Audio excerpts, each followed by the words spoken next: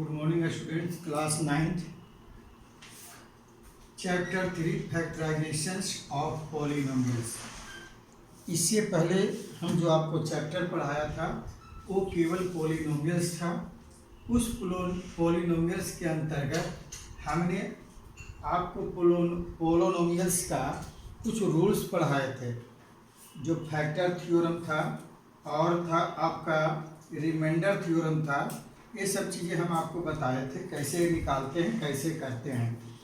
अब हम आपको जो है 8वीं क्लास में जो केवल फैक्टराइजेशन पढ़े थे कि कोई भी गिवन इक्वेशंस है उसको किस तरह से फैक्टराइज करते हैं, जिसको कहते हैं मिडिल टर्म फैक्टराइजेशन बोलते थे। लेकिन हम इस पॉलिनोमियल्स में कुछ टर्म्स हैं, उस टर्म्स को जानना बहुत ज़रूरी है। जैसे एक टर्म है आपका, सबसे पहले चीज़ है फैक्टर। फैक्टर हम कहते किसको हैं? फैक्टर है कि let polynomial of X and F Q X be two polynomials. दो पॉलिनोमियल्स है, we say that Q X is a factor of P X. मतलब कहने का मतलब दोनों तो पॉलिनोमियल है ही, लेकिन क्यू एक्स जो है, जैसे कहें कि I am a member of the Diksha convent, लेकिन मैं मेंबर हूँ लेकिन दीक्षा कॉन्वेंट हमारा मेंबर नहीं है। ऐसे इस तरह से सोचिए कि ये आपका पॉलिनोमियल तो पी एक्स है ही, लेकिन क्यू एक्स जो है पी एक्स का फैक्टर है, नहीं कि पी एक्स क्यू एक्स का फैक्टर है। ये ध्यान रखना है। If Q x divides P x exactly, इसका मतलब है कि जो क्यू एक्स है पी एक्स का एग्जैक्टली डिविजिबल टर्म है। जैसे सोचिए, एक एग्जाम्पल दो को बताया, एक्स माइनस टू एक है तो किसका फैक्टर है? X minus three x plus two x का फैक्टर है। इसका मतलब है कि एक्स माइनस टू से इजिली डिवाइड हो जाता है। Similarly x plus one is a factor of x square minus one, ये भी है। ऐसे तो एक सिंपली हम दिया है कि ये फार्मूला पर रिलेटेड है, तो ये पता चल जाता है। अब आइए दूसरी चीजें हैं फैक्टराइजेशन। फैक्टराइजेशंस करने के कई तरीके हैं। देखिए इसमें एक्सप्रेशन रूप में कैसे लिखे हैं? To express a given polynomial as the product of polynomial each of degree less than that of the given polynomial such that no such a factor has a factor of lower degree is called factorization। तो ये factorisation का definition है। It is easily to verify that. अब एक formula example हमने बताया, कहने का मतलब ये है कि कोई पॉलिनोमियल्स है तो उसको दो चीज, split of middle term, if split of, अगर मिडिल टर्म स्प्लाइट होता है तो, लेकिन that is not necessary to a middle term. हो सकता है कि वो फार्मूला पर हो, तो फार्मूला पर है तो हम फार्मूला के अकॉर्डिंग कर सकते हैं, मिडिल टर्म फैक्टराइज कर सकते हैं। एक सिंपल एग्जांपल दिया, एक्स स्क्वायर माइनस 16, तो x minus 4 x plus 4, x square अभी जो हमने ऊपर लिखा है एक्स माइनस 1 एक्स माइनस 2। अब उसके बाद आइए सम, हम है ना, एक्सपेंशन हम आपको इम्पॉर्टेंट है, जो हम वी नो दैट फार्मूला से रिलेटेड। जैसे हम 8वीं में पढ़े, 7वीं में पढ़े, ए प्लस बी का होल स्क्वायर क्या होता है बच्चों? तो A square plus 2ab plus B square. A minus B का होल स्क्वायर क्या होता है? तो A square minus 2ab plus B square. A plus B plus C का होल, ये 8वीं क्लास का सारी चीज़ें रिमाइंड कर रहे हैं कि 8 क्लास में चैप्टर पढ़ना है, इसलिए पीछे जरूर याद रखिएगा प्रॉपर वे में। तब A square plus B square plus C square plus 2ab plus 2bc plus 2ca। A plus B का होल क्यू, तो A cube plus B cube plus 3ab brackets में A plus B. A minus B का whole cube, A cube minus B cube minus 3ab minus B.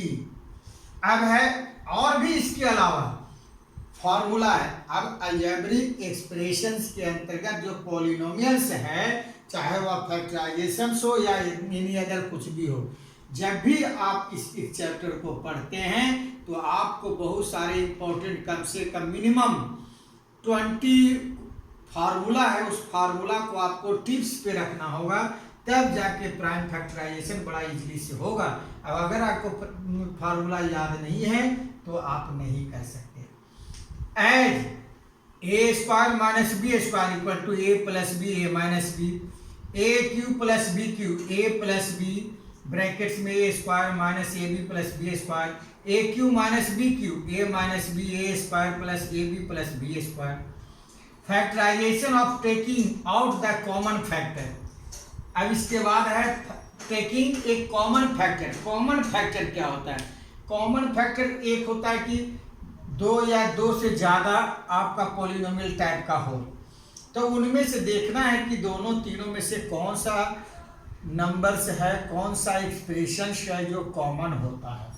Suppose करिए ये लिखा कि when each term and expression has a common factor we divides each term by this factor and take it out a multiple as so in given below. एक simple example तो कई हैं और exercise में भी है, तो ये सारे एग्जाम्पल को सोल्व करना पॉसिबिलिटी नहीं है। हाँ, जो क्वेश्चन आपको नहीं प्रॉब्लम होता है तो उसे आप पूछ सकते हैं, ऑनलाइन पूछ सकते हैं, फ़ोन से पूछ सकते हैं आप, है ना, कांटेक्ट कर सकते हैं।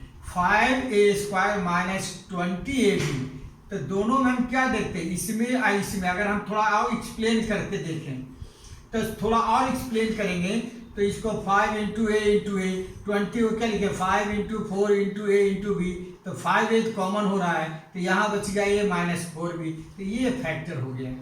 दूसरी चीज इधर आ गई, एक और एग्जांपल दिया 36a³ माइनस 60a² bc।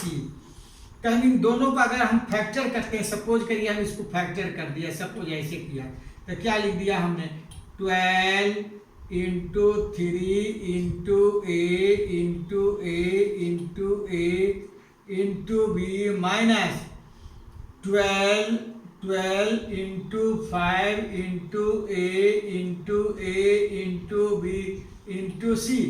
ये सिंपली जो कहते हैं कि छोटे छोटे बच्चों के बताने वाली बात हो गई। अब इसमें देखते हैं कि ये 12 कॉमन है, यहाँ भी 12 कॉमन है, यहाँ पर आपका 3a नहीं 2a कॉमन है, यहाँ पर भी 2a कॉमन है, मिनिमम कॉमन जिसको कहते हैं, यहाँ b है, यहाँ भी b है।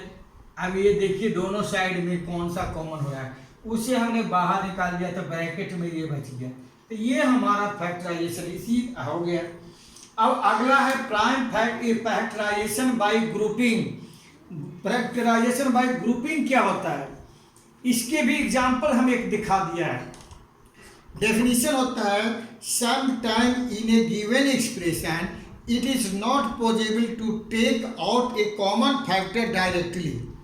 However, the term of the given expression are grouped in such a manner that we may have a common factor. This can now be factorized as discussed above. जो हम एक एग्जाम्पल के रूप में आपको दिखाया, ऐसे कई एग्जाम्पल है जिसको आप कर सकते हैं। अब इससे रिलेटेड जो एग्जाम्पल अगर आएगा, कोई आपको नहीं सोल्व हो रहा है, तो आप कॉन्टैक्ट दिस नंबर, हम एकदम लिख देते हैं, सीधी बात है आपको, कॉन्टैक्ट दिस नंबर 9991273855। इस पे आप कॉन्टैक्ट कर सकते हैं if any question is not solution bye you. Okay, thank you. Stay here at home.